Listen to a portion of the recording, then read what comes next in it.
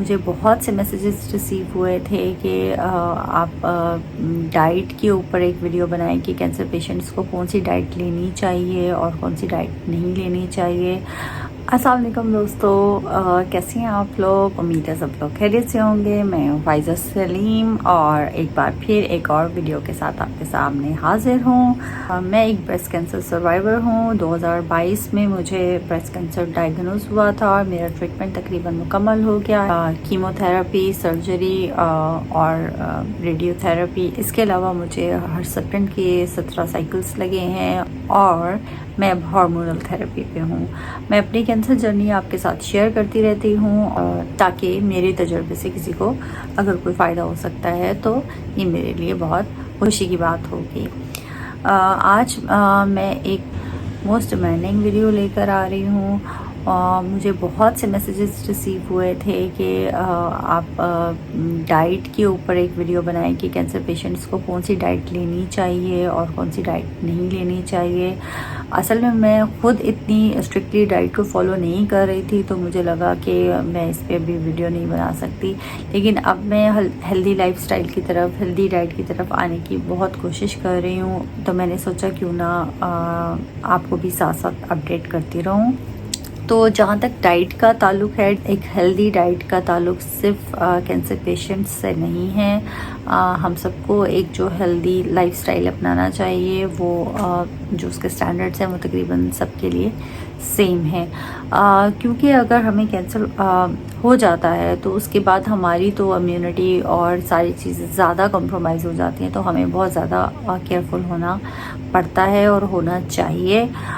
ये जो डाइट के हवाले से मैं बात करूँगी, ये फ़िलहाल मैं बात करूँगी जो कैंसर ट्रीटमेंट से गुज़र चुके हैं और उसके बाद हम क्या लाइफस्टाइल ले सकते हैं। लेकिन जो कैंसर ट्रीटमेंट के दौरान, ख़ास तौर पे कीमोथेरेपी के दौरान जिन चीज़ों को इस्तेमाल करना चाहिए या जिन चीज़ों को नहीं इस्तेमाल करना चाहिए, उसके लिए मैं एक अलग से वीडियो बनाऊंगी।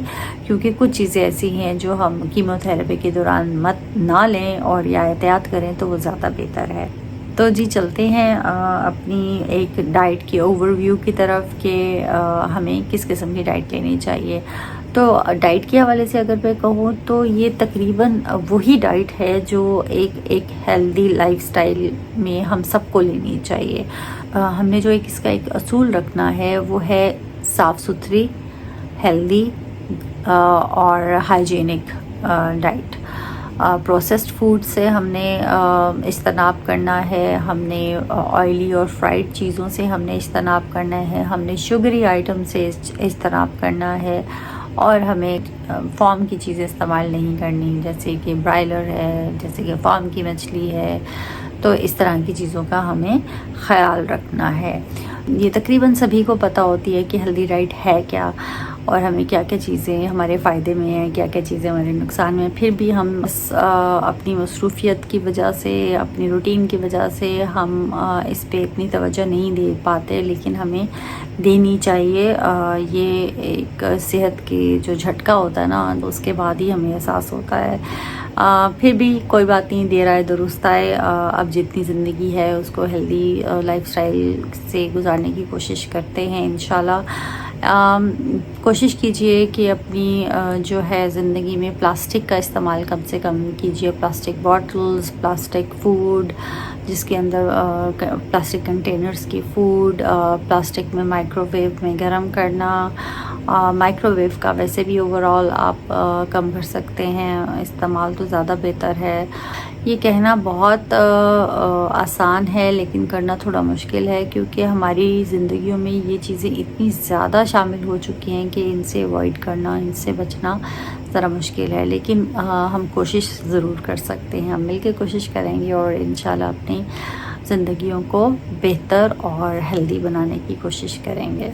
तो बाकी ब्रेक डाउन कर लेते हैं कि अगर हम फ्रूट्स की तरफ जाएं तो हमें बेरीज़, जितनी किस्म की भी बेरीज़ हैं वो हमारे लिए बहुत अच्छी हैं। For example cherries, strawberries, blueberries, या और भी किस्म की इस तरह से जो बेरीज़ हैं वो हमें अपनी डाइट में जितना हम हो सकता है अपने हिसाब से उसको इस्तेमाल कर सकते हैं, तो वो उनको हमें करना चाहिए, क्योंकि उनमें एंटीऑक्सीडेंट एलिमेंट्स होते हैं जो हमारी बॉडी के से एक्स्ट्रा टॉक्सिन निकालते हैं और पीएच लेवल बेहतर करने में हमारी मदद करते हैं। इसके अलावा फ्रूट्स में आप तकरीबन सभी फ्रूट्स ले सकते हैं, पपाया, कीवी, आम, केला और तरबूज, इस तरह की सब चीज़ें, खरबूजा आप इस्तेमाल कर सकते हैं। तो इसको अपनी डाइट का एक हिस्सा बनाएं। वेजिटेबल का इस्तेमाल ज़्यादा से ज़्यादा करें, ख़ास तौर पे जो ग्रीन लीफी वेजिटेबल्स हैं वो बहुत फ़ायदेमंद होती हैं, जिनमें ब्रोकली, केल,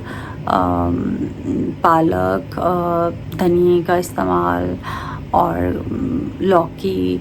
तो सब्ज़ियों का इस्तेमाल आप अपनी डाइट में ज़्यादा करें और ये कोशिश कीजिए कि इसको कम ऑयल में बनाएं और हेल्दी ऑयल में बनाएं। इसके अलावा प्रोटीन को आप अपनी डाइट का हिस्सा बनाइए। प्रोटीन आप दालों से हासिल कर सकते हैं, बीन्स से हासिल कर सकते हैं और मीट से हासिल कर सकते हैं। तो जिस भी फॉर्म में आप प्रोटीन ले रहे हैं इसको आप ज़रूर शामिल कीजिए अपनी डाइट में। और इसी तरह अंडों का इस्तेमाल कीजिए और ऑर्गेनिक चीज़ों की तरफ जाने की कोशिश कीजिए। इसी तरह दही का और कर्ड्स का इस्तेमाल आप कर सकते हैं। कॉटेज चीज़ का इस्तेमाल आप कीजिए मॉडरेट फॉर्म में। आप अगर नट्स को अपनी डाइट में शामिल करेंगे तो वो आपके लिए बहुत ज़्यादा हेल्थ बेनिफिट्स लेकर आते हैं, ख़ास तौर पे काजू और पिस्ता। लहसुन का और प्याज का इस्तेमाल भी आप अपनी डाइट में शामिल कीजिए। लहसुन बहुत फ़ायदेमंद समझा जाता है, हर लिहाज से इसके काफ़ी हेल्थ बेनिफिट्स हैं, तो इसका इस्तेमाल आप अपनी डाइट में डालिए। इसी तरह लहसुन, प्याज के अलावा आप हल्दी का, टर्मरिक का जो है इस्तेमाल अपनी डाइट में किसी न किसी हवाले से आप डालें। हल्दी के बारे में ये कहा जाता है कि हल्दी की अच्छी एब्जॉर्प्शन के लिए आपको उसको थोड़ी सी काली मिर्च के साथ लेना चाहिए। तो आप जिस चीज़ में भी हल्दी ले रहे हैं उसमें थोड़ी सी काली मिर्च भी डाल दें। हल्दी आप अपने ऑमलेट में डाल सकते हैं, साथ काली मिर्च डाल दें। हल्दी आप हल्दी दूध बना सकते हैं। हल्दी की चुटकी आप अपने किसी ड्रिंक में डाल सकते हैं। तो इसका इस्तेमाल आप किसी न किसी हवाले से अपनी डाइट में ज़रूर शामिल कीजिए। बेवरेजेस की तरफ अगर जाएं, जूसेस और लिक्विड्स की तरफ अगर जाएं, तो लिक्विड्स और जूसेस को अपना दोस्त बना लीजिए। सबसे पहले इसमें टॉप प्रायोरिटी पे है कि वो ग्रीन टी को अपनी डाइट में बहुत ज़्यादा शामिल कीजिए और ग्रीन टी को आप अपना दोस्त बना लें। ग्रीन टी बनाने का जो बेहतर तरीका वो ये है कि इसको उबालें नहीं, पानी को गर्म करें और उसके अंदर अपनी ग्रीन टी डाल दें, क्योंकि मैंने सुना है कि ज़्यादा उबालने से या ज़्यादा पकाने से तो उसके जो फ़ायदेमंद जो अज्जा हैं वो ख़त्म हो जाते हैं। इसके अलावा नारियल का जूस बहुत अच्छा समझा जाता है कैंसर पेशेंट्स के लिए और वैसे भी ओवरऑल भी इसके काफ़ी फ़ायदे हैं। इसके अलावा नींबू पानी का इस्तेमाल आप ज़्यादा से ज़्यादा कर सकते हैं। ये नींबू आपके लिए बहुत अच्छा ड्रिंक बन जाता है। सबसे अहम चीज़ जो मुझे शायद सबसे शुरू में कहनी चाहिए थी वो ये है कि इंटरमिटेंट फास्टिंग किसी भी इंसान के लिए, चाहे वो कैंसर पेशेंट रहा है या वो हेल्दी है या किसी और बीमारी से गुजर रहा है, तो इंटरमिटेंट फास्टिंग आपकी गट को और आपकी बॉडी को हील करने में बहुत हेल्प आउट करती है। मैं भी कोशिश कर रही हूँ, मेरी थोड़ी एनर्जी लेवल्स इतनी ज़्यादा मुझे बेहतर महसूस नहीं करती, या शायद ये साइकोलॉजिकल है कि इतने घंटों का गैप जिसमें आपने खाना नहीं है, तो सोच के शायद आपको लगता है कि आप कर नहीं पाएंगे। लेकिन एक दो दफ़ा मैंने कोशिश की है और मुझे अच्छा लगा है कि, और मैं सोच रही हूँ कि मैं इसको अब अपनी ज़िंदगी का हिस्सा बनाऊँगी इंटरमिटेंट फास्टिंग को। या अगर आप वैसे भी रोज़ा रख सकते हैं तो वो अच्छी बात है, लेकिन इंटरमिटेंट फास्टिंग में भी ये होता है कि एटलीस्ट आप पानी का इंटेक करते हैं तो वो आपको डिहाइड्रेट नहीं करता और आपको बाकी आप लिक्विड्स वगैरह ले सकते हैं, ग्रीन टी ले सकते हैं और एक ख़ास विंडो होती है जिसमें आप खा सकते हैं और बाकी टाइम पे आपने नहीं खाना। तो आप रोज़े रखें या इंटरमिटेंट फास्टिंग करें, जो आपको सूट करता है अपनी सेहत और हालात के मुताबिक आप, लेकिन आपको इसकी तरफ आना चाहिए। मैं भी कोशिश करूँगी। उम्मीद है आपको ये वीडियो पसंद आई होगी। अगर आपका इस हवाले से कोई भी सवाल है आप मुझे कमेंट्स में बता सकते हैं, और प्लीज़ मेरी वीडियोस को लाइक कीजिए, शेयर कीजिए और चैनल को सब्सक्राइब कीजिए।